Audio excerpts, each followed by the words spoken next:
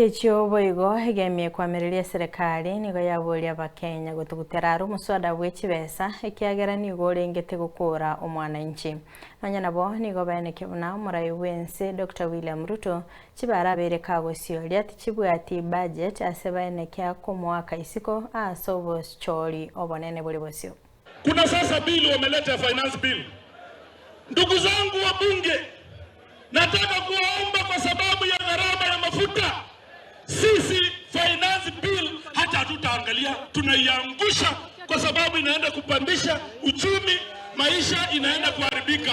Tumalize tusimalize, tuangushe tusiangushe.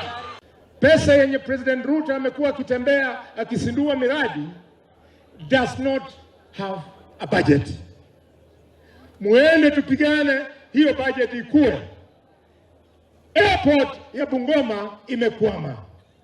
Airport ya Kakamega imekwama.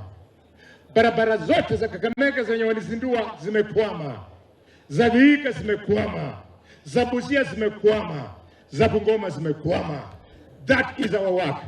Our work, Mheshimiwa Webuye East, Dan Wanyama, is not to come in Luyaland and shout two term. Our work is to say one term, one term, one term, because these people are not working for us. Kwamba tunaleta silaba zama tuleti. Yule mtu ambaye atembei na sisi, yule mtu ambaye ameungana na Ruto kunyanyasa na watu wetu, hatutamkubali na kisia ajifanya anarudi kuja kujoin sisi. Hakufaye kwa dhiki ndio hakufaye kwa dhiki ndio rafiki, si ndio? Huyu mbunge amesimama na wananchi.